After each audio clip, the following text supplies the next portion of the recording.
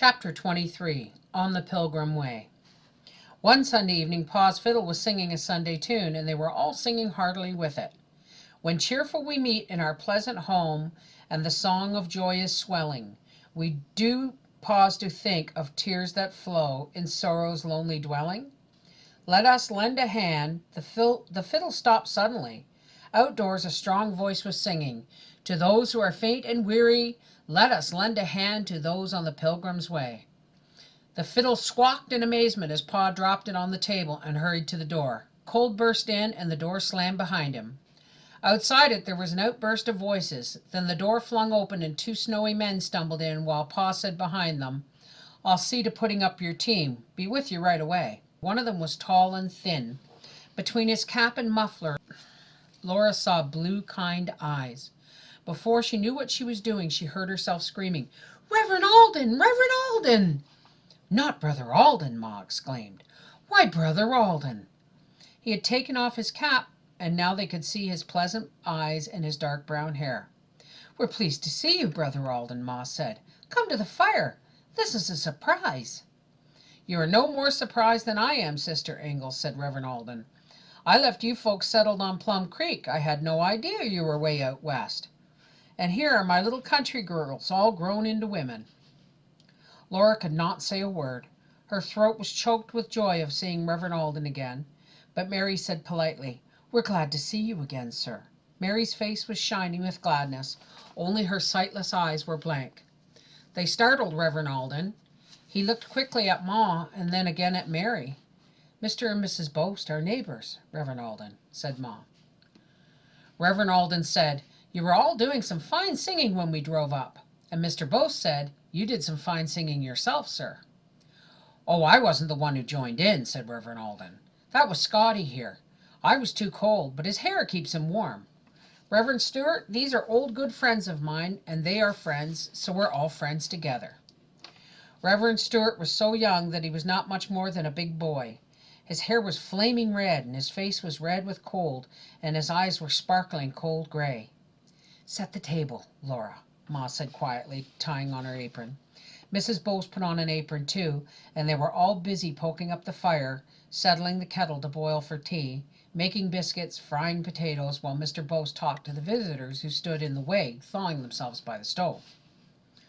Pa came from the stable with two more men who owned the team. They were homesteaders going out to settle on the Jim River. Laura heard Reverend Alden say, "We too are just passengers. We hear there's a settlement on the Jim, a town named Huron. The Home Missionary Society sent us out there to look over the ground and make ready to start a church there." "I guess there's a town site marked out on the railroad grade," Pa said, "but I never heard of any building there except a saloon." "All the more reason we should get a church started," Reverend Alden answered cheerfully. After the travelers had eaten supper, he came to the door of the pantry where Ma and Laura were washing the dishes. He thanked Ma for the good supper, and then he said, "I'm sorry indeed, Sister Ingalls, to see the affliction that has come to Mary." "Yes, Brother Alden," Ma said sadly. "Sometimes it is hard to be resigned to God's will. We all had scarlet fever in our place on Plum Creek, and for a while it was hard to get along. But I'm thankful that all the children were spared to us. Mary is a great comfort to me, Brother Alden. She has never once repined." "Mary is a rare soul and a lesson to all of us," said Reverend Alden. "We must remember that who the Lord loveth he chasteneth, and a brave spirit will turn all our afflictions to good. I don't know whether you and Brother Ingalls know that there are colleges for the blind. There's one in Iowa." Ma took tight hold of the edge of the dishpan. Her face startled Laura. Her gentle voice sounded choked and hungry. She said, "How much does it cost?" "I don't know, Sister Ingalls," Reverend Alden answered. "I'll make inquiries for you if you like." Ma swallowed and went on washing dishes. She said, "We can't afford it. But perhaps later, if it doesn't cost too much, we might somehow manage. Sometime. I always wanted Mary to have an education." Laura's heart beat hard and thick. She could feel its beating in her throat, and wild thoughts fluttered so fast in her mind that she did not know what any of them were. "We must trust in the Lord to do all things for our best good," said Reverend Alden. Shall we have a short prayer meeting, all of us together, when you finish the dishes?" "Yes, Brother Alden, I should like that," said Ma. "I'm sure we all would." When the dishes were done and their hands washed, Ma and Laura took off their aprons and smoothed their hair. Reverend Alden and Mary were talking together earnestly while Mrs. Boast held Grace, and Mr. Boast and the two homesteaders were talking to Reverend Stewart and Pa about the wheat and oats they intended to raise as soon as they could get his sod broken. When Ma came in, Reverend Alden stood up and said they would all have the refreshment of a prayer together before saying good night. They all knelt down by their chairs, and Reverend Alden asked God, who knew their hearts and their secret thoughts, to look down on them there and to forgive them their sins and to help them to do right. A quietness was in the room while he spoke. Laura felt as if she were hot, dry, dusty grass parching in a drought, and the quietness was a cool and gentle rain falling on her. It truly was a refreshment. Everything was so simple now that she felt so cool and strong, and she would be glad to work hard and go without anything she wanted herself so that Mary could go to college. Then Mr. and Mrs. Boast thanked Brother Alden and went home, and Laura and Carrie brought Carrie's bed downstairs. Ma made it down on the floor by the stove. "We've only the one bed," Ma apologized, "and I'm afraid there are not enough covers for it." "Don't worry, Sister Engel," said Reverend Alden. "We'll use our overcoats." "We'll be very comfortable, I'm sure," said Reverend Stewart. "And glad we are to have found you folks here. We thought we had to go all the way to Huron until we saw your light and heard your singing." Upstairs, Laura helped Carrie unbutton in the dark. She tucked the hot flat iron close to Mary's feet in the bed, and as they all snuggled tight together to get warm under the icy cold covers, they heard Pa and the travelers still talking and laughing around the fire. "Laura," Mary whispered, "Reverend Alden told me there are colleges for the blind." "What, for blind people?" Carrie whispered. "Colleges," whispered Laura, "where they get college educations." "How can they?" Carrie asked. "I thought you had to read to study." "I don't know," Mary said. "Anyway, I couldn't go. It must cost something. I don't suppose there's any chance I could." "Ma knows," Laura whispered. Reverend Alden told her so. "Maybe you can, Mary. I do hope you can." She took a deep breath and promised, "I will study hard so I can teach school and help."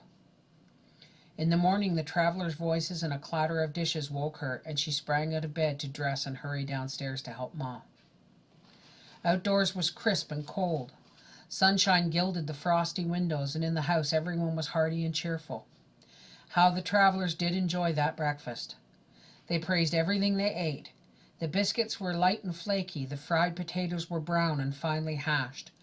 The slices of fat pork were thin and crisp, and the gravy was smooth and brown and creamy.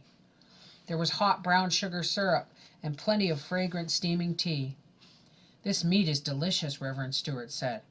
"I know it's just salt fat pork, but I never tasted any like it. Would you tell me how you cook it, Sister Ingalls?" Ma was surprised, and Reverend Alden exclaimed, "Scotty's going to stay out there in this missionary field. I've only come out to get him started. He'll be batching it and doing his own cooking." "Do you know how to cook, Brother Stewart?" Ma asked, and he said he expected to learn by experience. He had brought supplies: beans, flour, salt tea, and salt pork. "The meat is easy," said Ma. "Cut the slices thin and set them to parboil in cold water. When the water boils, pour it off, then roll the slices in flour and fry them brown. When they're crisp, take them out onto a platter and pour off some of the fat. Save it to use for butter. Then brown some flour in the fat left in the frying pan, pour in some milk, and keep stirring as it boils until the gravy is just right." "Would you mind writing it down?" said Reverend Stewart. "How much flour and how much milk?" "Goodness," said Ma, "I never measure. But I guess I can make a stab at it." She got a sheet of paper and her little pearl-handled pen and the ink bottle and wrote down her receipts for fried salt pork and gravy, and for sourdough biscuits and bean soup and baked beans, while Laura cleared the table quickly, and Carrie ran to ask Mr. and Mrs. Boast to come over for a preaching service. It seemed odd to have church on Monday morning, but the travelers were starting on their last stage of their journey to Huron, and no one wanted to lose this opportunity to hear a sermon. Pa played the fiddle, and they all sang a hymn. Reverend Stewart, with Ma's receipts in his pocket, made a short prayer for guidance in all their worthy endeavors. Then Reverend Alden preached the sermon.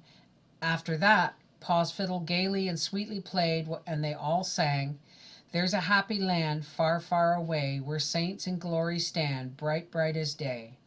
Oh, to hear the angels sing glory to the Lord our King."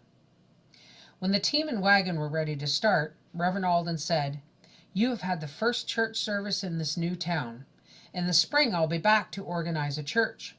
And he said to Mary and Laura and Carrie, "We'll have a Sunday school too. You can help with the Christmas tree next Christmas." He climbed into the wagon and went away, leaving them with that to think about and to look forward to. Wrapped in shawls and coats and mufflers, they stood watching the wagon going westward on the untouched snow and leaving the marks of its wheels behind it. The cold sun shone brightly, and the white world glittered millions of tiny, sharp points of light. "Well," Mrs. Bose said through a fold of shawl drawn across her mouth, "it's nice to have had the first church service here." "What is the name of the town that's going to be here?" Carrie asked. "It doesn't have a name yet, does it, Pa?" said Laura. "Yes," Pa answered. "It's De Smet. It's named for a French priest who came pioneering out here in the early days." They went into the warm house. "That poor boy'll ruin his health most likely," Ma said, "batching all by himself and trying to live on his own cooking." She meant Reverend Stewart. "He's Scotch," said Pa, as if that meant he would be all right. "What did I tell you, Ingalls, about the spring rush?" said Mr. Bost. "2 homesteaders in here already, and March hardly begun." "That struck me too," said Pa. "I'll be making tracks for Brookings tomorrow morning, rain or shine."